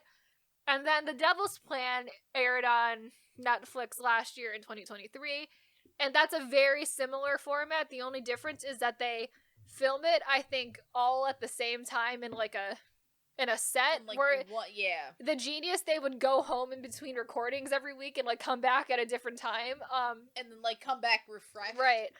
And then it's, like, I do think that actually drastically changes how they play the game, because... Oh, yeah. In the original Genius, if someone screwed you over, you had a whole week to go home and think about it, and then hang out with them outside of the show, and then come back and be willing to work with them again. Or you also had, like, a whole week to figure out, like, what the next move is strategically. Yes. There's a little less emotion. There's less emotion in The Genius than there is in the Because in The Genius, people would literally, like, go get drinks with people outside of the show and then talk about what they were going to do on the show the next recording. Like, that was very much how it worked. Because the other thing with The Genius felt very much like, with the being able to leave, you felt like it was a job. Yeah. It's like, okay, I'm going to go record The Genius now. Cool. Mm-hmm. Like, there was a cash prize at the end. Right. You're like, okay, I'm going to go in on Tuesday night. That's what my Tuesday, that's blocked out for Tuesday. Right. You're going to go out for dinner on Wednesday? Let's do that. Yeah. The Devil's Plan, I think at some point everyone I don't know if they forgot, but like the emotion started getting the best. Yeah, of everyone with the Devil's Plan, because they're playing all of these games, I think, within the span of like a week or 10 days or something on the Devil's Plan. So emotions are running high. They don't have time to sit there and mull over past games. So the people who were playing really aggressively, definitely suffered because of that. Whereas in the Genius, that was very much like the style of gameplay is you want it to be really aggressive, and if you piss people off, chances are they probably would still be up to working with you next week anyway. Oh, yeah. So it didn't matter. It's like a whole thing. Mm-hmm. And then for the elimination, really, it was like 2 people would play a similarly complex mind game against each other for elimination, and then whoever lost that would go home. And then throughout both the Genius and the Devil Plan, there is like a currency system. In the Genius, it's called the Garnet. I forgot what it's called in the Devil Plan, but it looks like a garnet. It's the same exact thing, a little weird cube. It's essentially like video games. You gotta collect all your cute little rocks. And that was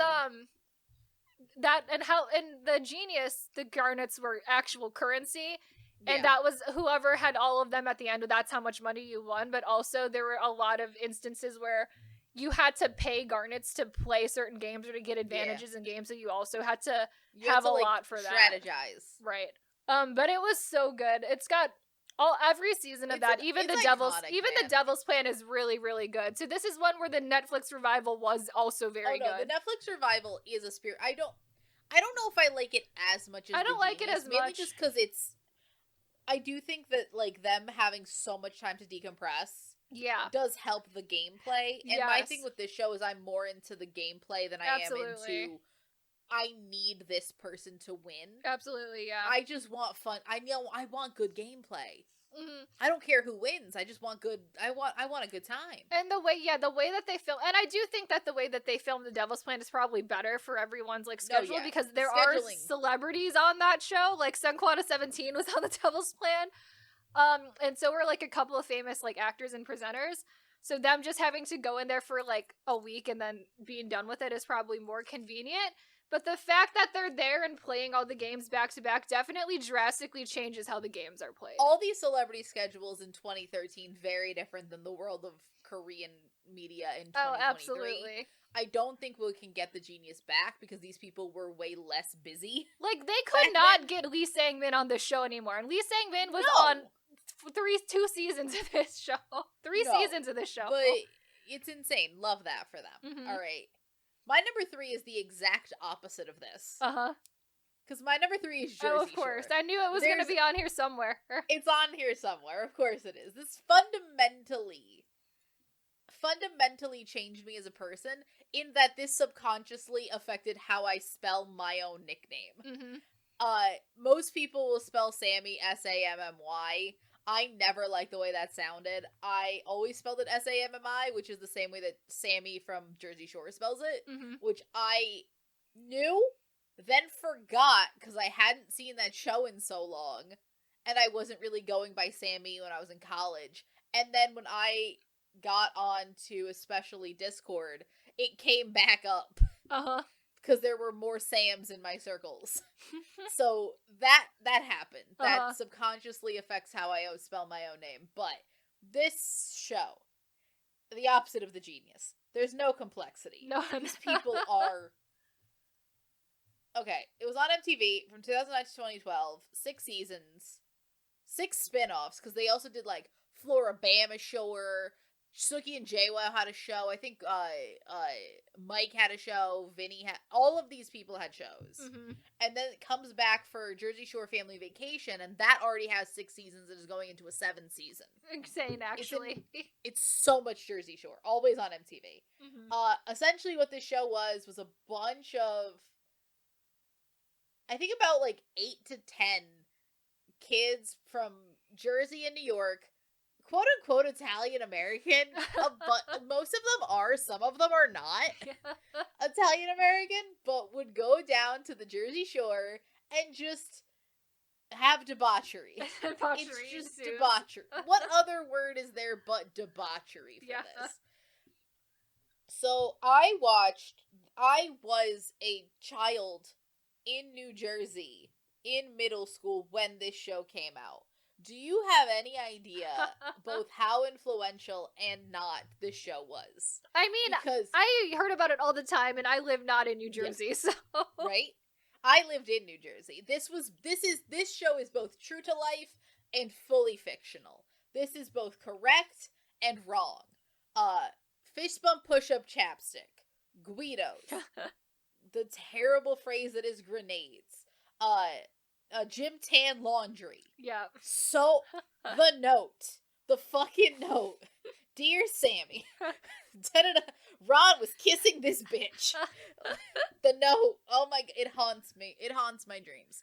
The fact that Ronnie was just abusive. Oh man. Just an abusive asshole Actually, to terrible. Sammi. The fact that we were watching an abusive relationship, because I recently, as you know, YouTube has been inundated with both video essays and also people looking back on media from childhood, right, or the mid 2000s. There's people that are looking at Gossip Girl. There's people that are looking at this. I saw someone who just sat down and actually rewatched all of Jersey Shore. Mm-hmm.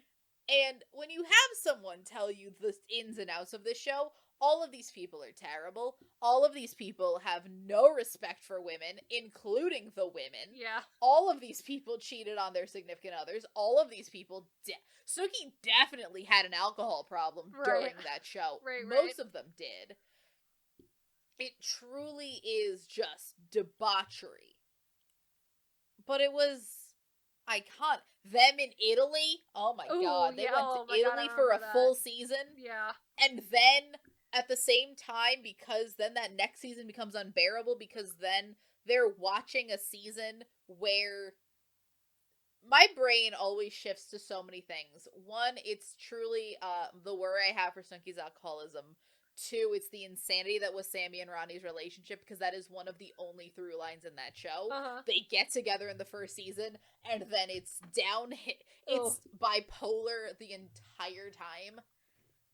She's watching, one season is airing as they're filming the next season, and in that season she is watching him cheat on her. Oh, man. When she didn't know until way later. Oh, man. It's an insane story. That's actually crazy. I watched so much of it. I have not sat down to watch Family Vacation, just because I have grown to have many complex feelings about the show, just because of what happened.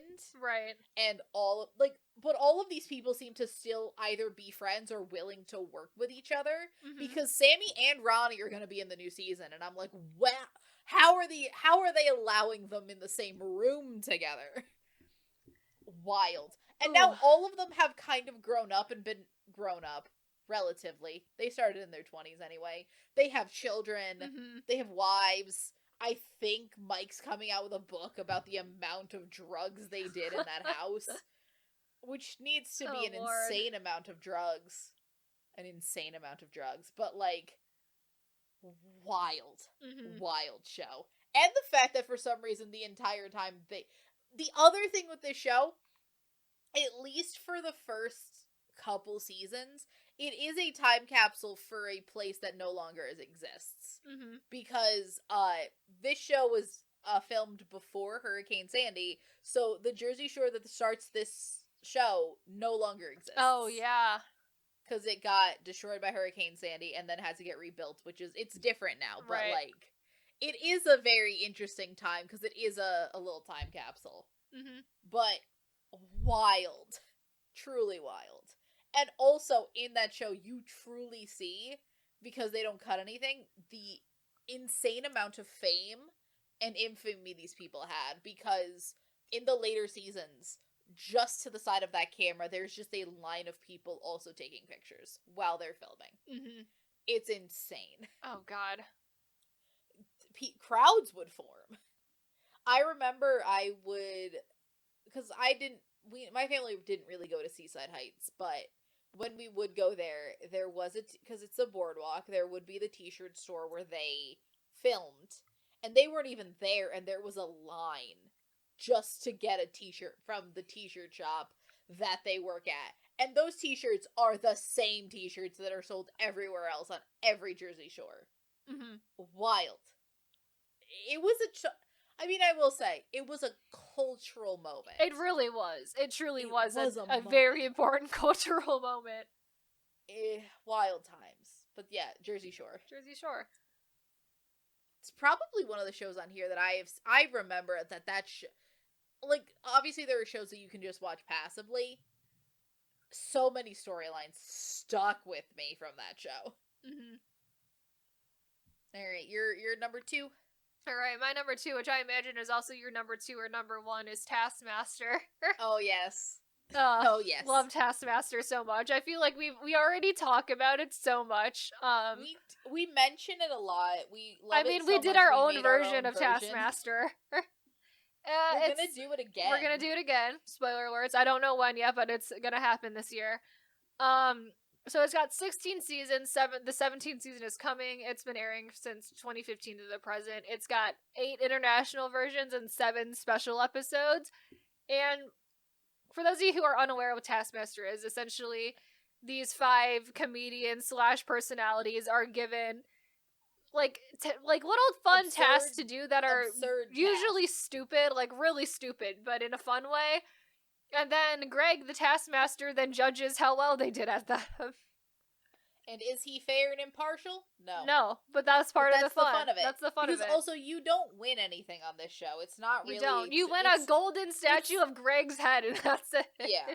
Much like a lot of British shows that I really enjoy, the answer is you win nothing. You're just here for fun. Right. Because like, so many British shows, I think because it's just the station they're on, can't give you prize money. Right. But you just had to have fun with it. Mm-hmm. I love this show so much. It's so good. It's so funny. It's also all entirely on YouTube, so you can go watch literally all of it right now if you wanted. For free. For free. Including now that they're putting up some foreign seasons. Oh, yeah. They've just been They started putting up New Zealand, yeah. New Zealand's it is one of the only shows where I think the international versions are, I'm not gonna say better, but they are just, maybe not just as good, but they're very good. Right. They're up, if the show had been just the international season, I think the British seasons are perfect. Yes. But the other seasons are damn good, too. New Zealand and Australia, which are the 2 that I've seen, are really good. The only one that's not good is the American version, because we fucking ruined it in America, because of course we did. Because this show is not meant to be an American show at all. It's also not meant to be competitive, and that's the main problem with the American season, is that it's too competitive. The main problem is you need a specific type of comedian, especially for a first American season, and that comedian is probably too expensive. Oh, exactly, definitely. For the first Taskmaster season. Because they really fucked it, and it's really bad. And it's really bad. The American version is so bad. But there's so many just iconic things about it. It's got almost every season is like so good to rewatch too. It's because it's also just like a nice fun show to just have on in the background as well. I have seen, I think, every season of that show at least 3 times. Even the seasons I don't particularly I've seen all of them except for one season, which I still have not finished because I hate it. But other than that season, I've seen every other season at least 3 times. That drops it down, but if you take out that season, I've probably seen every season at least 4 times. It's so good. There's every time. A lot of people can say, "Oh well, aren't you just watching the same people do the same thing 5 times?" Like, no, you're not. It's different. No, you are not. Different. Every single one of these people are insane. They're comedians. Insane in their own special way. Yep. They have this tendency to also do things, how do you say? Like, they are in the back, at least in the back of their minds, either very naturally entertaining people, or at the very least keeping in the back of their minds realizing we have to be entertaining. Right. And so they're trying their best, but sometimes you get weird shit. Because there are a lot of people on here who are genuinely good at Taskmaster, but are also incredibly entertaining to watch, too. And even the people who are really, really bad are also entertaining to watch. Like, it's just so good. It's like some of the best comedy I've ever seen is on this show. Oh, yeah. And it's like, you get a bunch of different personalities. You get a bunch of people who are, I can't tell if it's a bit, but could be a bit. Could be a bit, could be actually just could stupid. Be really that. Yeah. Alright, my number 2. I didn't put Taskmaster at number 2, because my number 2 is RuPaul's Drag Race. I knew that it was 1 and 2 for the both of them, yeah. But, like, RuPaul's Drag Race has gone through a journey. It was on Logo, and it was on VH1, now it's on MTV. It started in 2009. It's got 16 main seasons. The 16th season just started, like, this week or last week. Or when, I don't actually know when this episode's coming out. It's been going. The 6th season is currently airing. It has 8 All-Star seasons. Because... Damn. It's so many All-Star seasons. It's so many All-Star seasons. Everyone on that show is an All-Star. Then again, you can be on All-Stars multiple times. So it does cut down a little bit. And then 14 international spinoffs. That's a lot. There's so much. I love RuPaul's Drag Race. Because... drag queens are fun, guys. Drag queens are so They're much real fun. Love that. So the format of the show, it's a group of drag queens. I think it's between, like, 12 to 16. I think the biggest cast was 16. It's a lot of them. So they compete in a main challenge, and then you have a runway, so they come out in a gorgeous outfit to a theme. And the challenges can either be... they're usually down to either fashion, which is creating a new outfit, and then acting challenges and musical challenges. That's really the main categories of challenges on Drag Race. And then at the end, they have a bottom 2, and after that, you just lip sync for your life. And whoever lip syncs worst goes home. Yeah. It's iconic. It's amazing. It has been on the air for years. For a long ass time. And it continues to be. Yep. We have almost too many seasons because you're watching this and Canada and España and the UK, and then there's the spin-offs of All-Stars, because then you have, like, UK versus the world. Oh, man. You have Canada versus the world.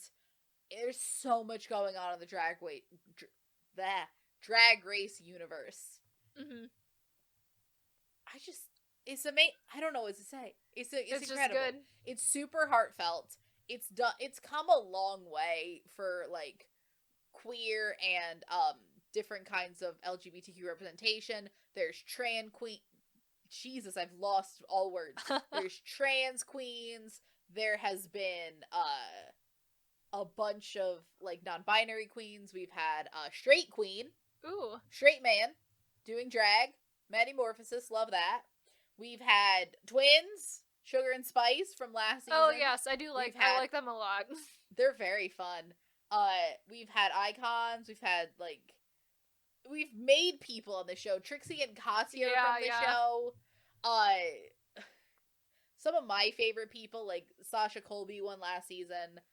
Jinx is amazing. Like, I could just go on. I can name you 80 queens right now that I absolutely adore. They're just incredible. Like, there's so much personality on this show. There's such a large fandom community. That is the problem with this show. We are the problem.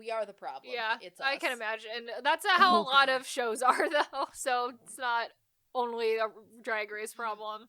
Oh yeah, but there's been a lot of very interesting conversations with the Drag Race. Oh, I can imagine, just given the actual show. Given the nature. Yeah. A lot of it is the topic racism. It always goes back to racism. Oh boy. But I love that there's so many seasons. I do think it has gotten to the point where one person cannot watch all of them. It's so hard. It's too many. It's too many. I remember when I first started going international, a lot of people were like, you gotta keep up with the international seasons of Drag Race, whatever. You can't. You gotta pick and choose, people. It's so hard. If you're only watching Drag Race. And that's so hard to only watch Drag Race. I love it. It's amazing. 10 out of 10. 10s across the board. I know what your number one I know. is. So my number one is Survivor. I love Survivor. Because of course it is. It's got 45 seasons. It's an airing since they've aired 2 seasons since 2000 to the present. So it's still going strong. So still here. Still here. Why does Jeff look like he's about to go conquer the jungle? I know. Jeff, what's going on? And all Jeff does is he stands there and he yells at people and mediates tribal council. That's how Jeff has been able to do this. Jeff is getting up there in years. He's getting old, okay. Yeah. That Fiji sun is starting to cook him. Oh, absolutely. So if you don't know the format of Survivor, it's pretty self-explanatory. They put like anywhere between 16 to 20 people on an island. They're divided into 2 tribes or sometimes 3 tribes initially, and then they compete in challenges, and whoever wins the challenge gets immunity. Whoever loses has to go to tribal council, and they vote someone off, and then they just keep doing that until they've got 4 people left. Or 3 people left technically, and then they will vote on the jury who will vote on who they like the best. And the jury starts after like the first 6 or so people don't get to be on the jury, but everyone else who gets eliminated after that gets put on the jury. And then they vote on who they like the best. And then they win $1 million. And that's been the format of Survivor more or less for 23 years now. It hasn't really changed much at all. They keep adding a lot of like different like twist and other types of stuff that keep things interesting, but the main format has been exactly the same for 23 years. I have seen every season except for season 40, 43, and 44. I didn't watch Survivor that year at all, so I missed those 2 seasons, but I have seen the most recent season, and I have seen every season before that, because I've been watching this show since Pearl Islands, which was season 7. And I have watched every single season of Survivor since then, essentially as it aired. So this has been an incredibly large portion of my life, and it's a show I will always like. It's very fun. Very problematic at times, especially the early seasons. The first few seasons are real questionable on a rewatch. That's the motto of this, because we are children of the early 2000s. Questionable, but you know. Season 39 also was a hot mess of a season. Like, if they didn't have the winter season immediately coming after that, I do believe season 39 would have gotten the show canceled entirely. Like, season 39 was real bad.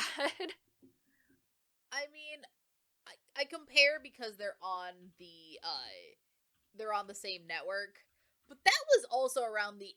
When was season 39? Because I'm trying to remember, like, the season 39 would have been in 2019, because... Oh, because that's also the same year that Big Brother had season 21, which was also the weirdly racist one. Okay, so this is what happened that after a bad year of CBS. I think it was those 2 seasons combined, because after they Survivor did all winners at season 40, they completely overhauled their casting system, and essentially the format of the show is essentially the same, but they changed a lot of the way they like handle it. Yeah, no, because season 22 of Big Brother was also all winners. Yeah.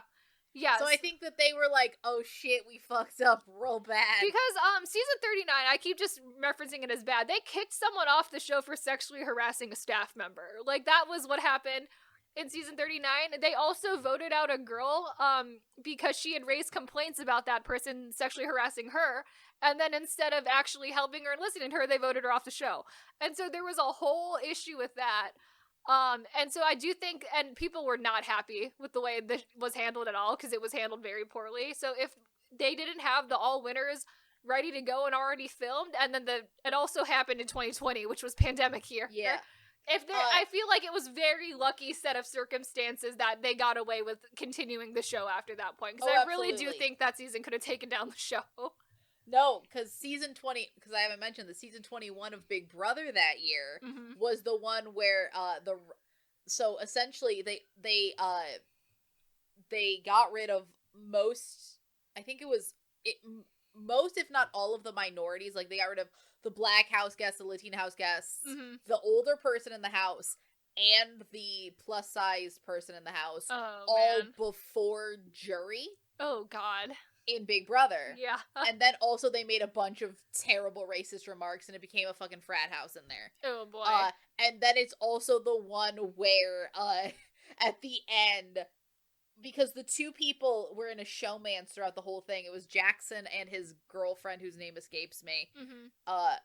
Jackson and Holly, who were at the end together. And then one of the questions at the end is Julie Chen asking, essentially, hey Jackson, were you racist the whole time? Oh, man. Right before they reveal the keys where he wins. Oh, man. Oh, so it's God. like, we can't even really be happy for him because he's a piece of shit. Yeah. He obviously denies rough. racism. Right. But, how do you say pot meet kettle?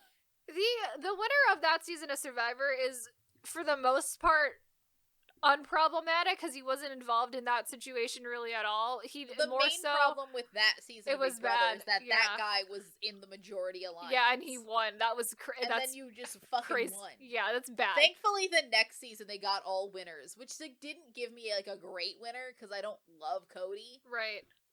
But then the season after that you get the cookout, and then the season after that you get Taylor. Yeah, the season of the cookout is, I think, right after CBS overhauled their entire casting system for shows. Because after the winter season of Survivor was when women started winning Survivor again, because they went through like an 8-season stretch of only male winners of Survivor as well. Like white male winners. I don't know which season of Survivor it is, because I know Survivor airs during the year. It's Survivor in like the winter season, then Big Brother airs over the summer, and then I think Survivor airs again. Yeah, Survivor airs somewhere in like the September to November, December range, and then it starts up again in February, and then it airs to like May. And then you start Big Brother in like June, because they spend the summer in the house. So like it bookends. They bookend each other. Yeah. They bookend each other. It's like there's a Survivor sandwich between each season of Big Brother. So I don't know which one, 39? The numbers are confusing because there's so many seasons of Survivor. I know, 39 was the really shit one, I had never correlated that both of those terrible seasons happened together, would have just been the CBS casting. Right, because I wasn't watching Survivor, or Big Brother at that point in time, because I had stopped because it was shitty. I enjoyed Big Brother, but I've seen seasons of Survivor, I've never, like, kept up with it. Right. But I think because it's just so overwhelming. It is. I mean, when a show has been running for 23 years and has 45 seasons, it's a lot. Yeah. So Big Brother has slowly been increasing their days. This last season was the longest one. It was 100 days.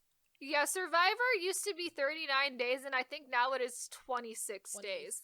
Yeah, I think it was like 25, 26. They do, and I do think that's better overall for people. They do give them, like, less food and stuff, and they make it harder for those 26 days, but I think having it be 39 days long is, like, kind of unnecessary, because there would just be days where they were just living on an island and not doing challenges, and now they just, like, are increasing the pace at which the game moves now. Fair. But everything else about the show, other than the, like, weird little twists they add in every season or so. It's just a lot of weird bullshit with immunity idols mainly, and advantages. Yeah, the immunity idols feel like they get like weird. They get weird and more complicated the longer time goes on. Fair enough. It's interesting because I always feel like I think because they're both CBS and they're both like icons of American like strategy gaming, I always feel like Survivor and Big Brother come in like a pair. They definitely do, yeah. And also because I also feel like a lot of those contestants know each other. They definitely do. Somehow all of them end up on the challenge. Oh, definitely. The other one that because there's like this trio of like CBS reality shows. The Amazing Race is another one I throw in there. That's inherently just a different show, though. It's inherently just a different type of show. The Amazing Race is similar to the challenge, where it's like you start on Big Brother and Survivor, and then you go on those other shows. Yes. You don't go on those other shows and then go on to Survivor and Big Brother. Because Claire and Derek from Big Brother went on Amazing Race and then won. And then won. Yeah. Thrive. And so did Rob and Amber from Survivor, or got on Amazing Race and then won. Like Josh and Casey are both on the challenge from Big Brother. So many people from the CBS reality shows end up on the challenge. The challenge is just its entirely own, like, separate little thing. Okay, so since we're talking about these, this is a difficult question. Mainly because you have way more people to think about than I do. Right. Who is your... I'll give you a couple people. Favorite winners. Give me a second to look up Take your time. A list of winners. So the one Take your time. So there's two. They won back-to-back seasons, who I always go to as my favorite. One is Earl Cole. He won, I think, season 12, which is actually original Fiji. So it's literally called Survivor Fiji. I'm pretty sure. Season right after. Oh no, he won the season before. Which is Survivor Cook Islands is Yul Kwan. I love the two of them. They played in I think I watched. Yeah, I've seen Cook Islands. Cook Islands is the race wars season, and so that's where they divided all the tribes by race, and that was a whole situation. They need to stop doing shit like that. And the only reason that they got so lucky, because also Survival definitely could have gotten canceled after that season too. That's question. It was a different time. And then Earl Cole, I love.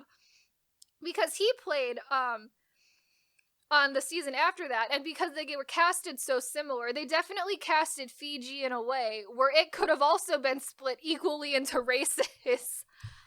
Because you can tell, you can tell on the cast that it was meant to be set up that way. But Earl was literally like pulled off the street. He had never heard of Survivor before.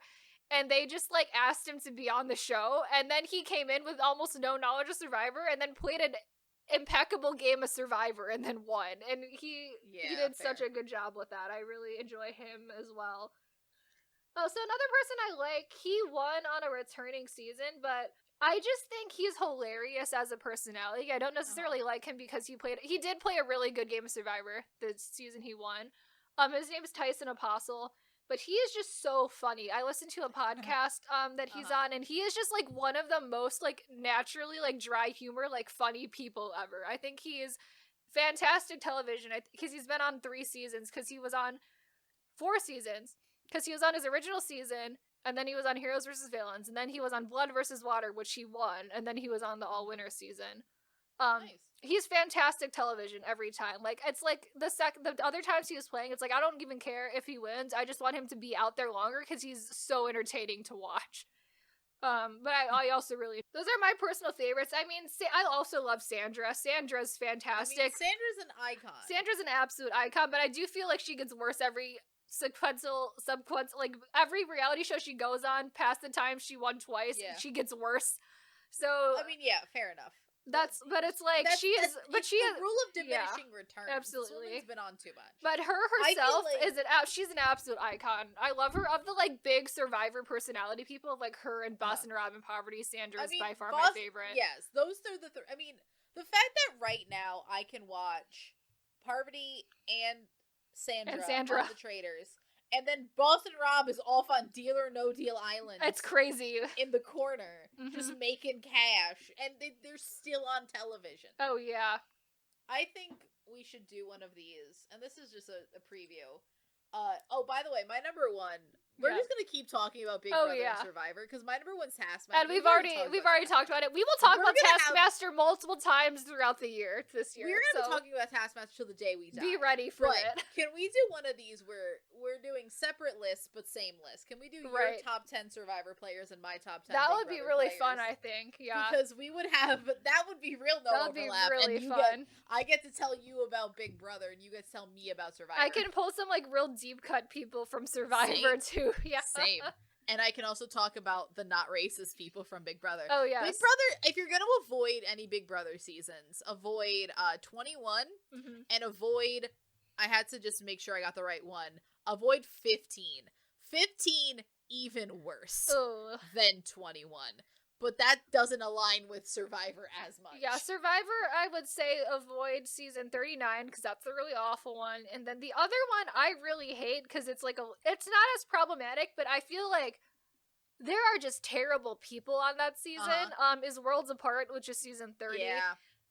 That's the white collar, blue collar, no collar, and they just have got some like really shitty people on that season. Yeah. I mean, I would avoid a bunch of the seasons in like the 20s because that's really where a bunch of guys started to win Big Brother because a lot of the challenges got super physical. Oh yeah. So like 21, 22, which is all winners, but like less good than the first all winner season, which I think is season. It's not all winners. It's season 7 is returning. Big Brother All Stars, which is season 7, is iconic.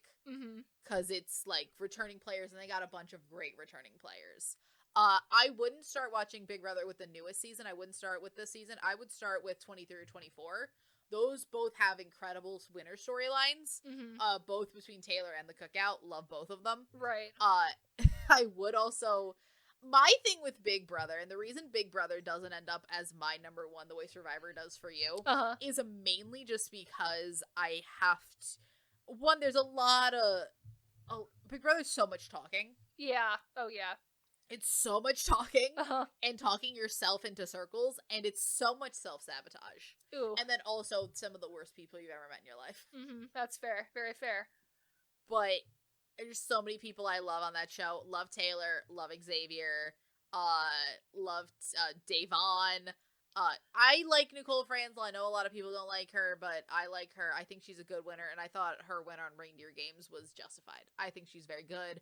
Weirdly, Ariana Grande's brother, Frankie Grande.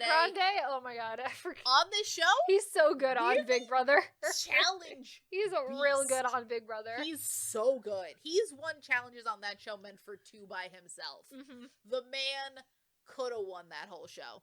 Didn't. Yeah. But he could have. Love that for him. Of Survivor seasons, of like the recent ones, I actually would recommend, if you've never seen Survivor, to watch Winners at War, because I feel like it can serve as a really good introduction to like what Survivor is and the other people. And you're watching some of the best play it. Yeah. You're watching some of the best play it. I do think season 45 that just aired, of the post like rehaul of the casting is the best of those seasons. So I think it's really good. Watch the worst person you've ever met win a competition show, watch season 8. Because God. that's the season where a man called that they call Evil Dick Donato. Evil Dick. That's where Evil Dick comes from. He's season 8 of Big Brother. Evil Dick and his daughter Danielle, yeah. His estranged daughter Danielle win Big Brother. It's actually crazy. That entire the fact that him and Danielle, it's crazy. It's insane that like at some point they made it to the end and it's like, well, they have to win the money. It's Evil Dick or his daughter. And somehow they gave it to Evil Dick. Okay. Sure.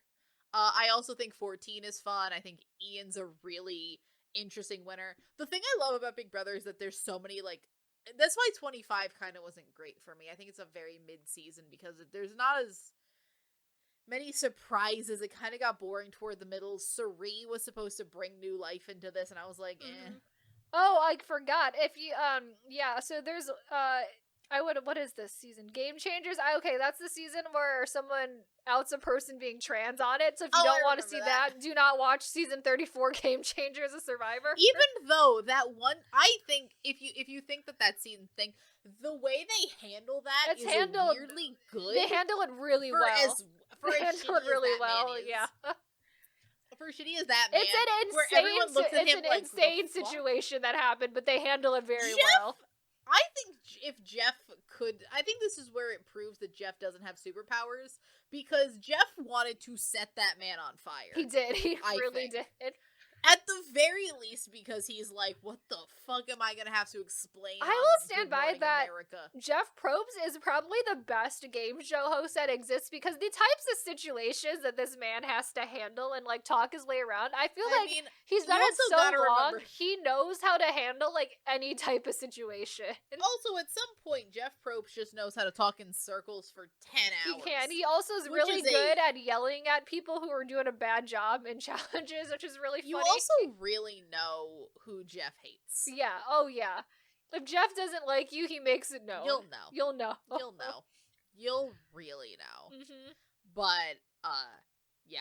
I like that this just evolved into us talking about Big Brother and Survivor. I mean, I will say, those are probably the two shows that are, like, I think in America, you have, take out the dating shows. The two genders. Take out, like, The Bachelor. If you take out The Bachelor and all of that, if you think about strategy shows, CBS has them cornered. CBS has the down. They have the reality show market corner. Because they got Big Brother and you have Survivor. Yeah. It's the two. Mm-hmm. I like that we did this for so long, and this might be my favorite episode we've done in a while. It's so good. It was such a fun episode. This was so much fun. Both of us bringing Who Done It, I think, is really funny. Randomly? The one season of a show that aired in 2013. I love that for us. I think it both shows, like, where we come from with, like, you're really into the game shows. Yeah. I'm into the mess. I'm here for the drama. Yes, That's also probably why I like Big Brother more than Survivor. It's the drama. I'm in for the mess. I'm here for, like, the strategic gameplay, and you're here for the drama. I'm here for the Housewives. Yep. Jersey Shore. Yep. All this bullshit. The girls next door. Icons. The ladies were icons. Those ladies were icons. But yes, those are our favorite reality shows. Right. Tell us yours. Yes. Well, please leave a list in the comments if you want. Also, do you remember all your honorable mentions? Because I remember mine. I remember a couple. I know MasterChef was on there for a hot second. MasterChef was on mine. I liked mine, but I cut mine down to one food show. Yeah. I'm here for the drama and Bake Off. Yes. I also had Too Hot to Handle at one point in time, just because that show is a disaster, and I find it really funny as an asexual. Watching that show as an asexual is really funny. Oh, it's really fun. My equivalent of that is that I had, like, Rock of Love / Flavor of Love. Yes. Mm-hmm. And also, a show that aged the worst, which is I Love Money. Ooh, yeah. Unlock the memory for some people, which is the people from Rock of Love, Flavor of Love, and I Love New York going to a random island, probably in Mexico, where they would just compete for cash. Oh. And it was only $250,000, which is a lot of money, but also not a lot of money. Yeah. And also, a thing I remember, and I looked up the cast of the show, there's a cast member on the show that we can't name now. Ooh. Oh no. Because it was that... Remember the word for a little person when we were kids? Oh. That word? Yeah. Uh-huh. It was that word, Mac. Ooh. Okay. Yeah. That's just what they called. That's what everybody called him. Oh God. That's just what everybody called him over multiple shows. That's what he called himself. It was a lot. I realized that. I was like, holy shit, that did happen. Damn. Another show I had on mine, I had Say Yes to the Dress. Oh yeah. Got replaced by Four Weddings, but that was like the other TL. I liked TLC when it was messy, but not like abuse your kids messy. Right. I had Mob Wives. I had Bling Empire on mine for a hot second. Ooh, Bling Empire. That's a good one. I, for a hot second, just want to mention that technically it's Eurovision. Because technically yes. Eurovision technically yes, but also no, because you can't put like sports on a reality show list. Like you can't put just like the football season. Right. Because that's not correct. Mm-hmm. But yes, do we want to announce what the next one we're gonna do is? Did we decide what it is yet? I think we should decide right now. Okay. Should we do we do the one of the ones we have here, or do we do you want to do the musical one? I was gonna say musicals. I say musicals would be really fun. All right, so we're announcing our next top 10 SmackDown musicals. Is our top 10 favorite musicals. Yes. As two people very into musical theater, it will be very fun. Yay. As two people really into musical theater, but didn't really do, and in terms of like leading role acting musical theater. Yeah. Like, we're not theater kids in that way. No, not at all. I did a lot of musical theater, but I was not ever a leading role in anything, yeah. So that'll be our next. So that'll be the next top 10 showdown. So yes, these will, as we said, the podcast will become increasingly less K-pop focused as the year goes on. Does that mean we're going to have no K-pop content? No. We will still have K-pop content, but we will also have things like this sprinkled in pretty often throughout the year. More fun. Yes. So and maybe one of these will be K-pop related. Yes, we do have a couple of ideas for this format, but actually K-pop themed, so we'll see when we get to that. Yay. But we are available on all major podcasting platforms like Apple Podcasts and Spotify. We also have a YouTube channel where we post all of our episodes along with clip videos occasionally as well.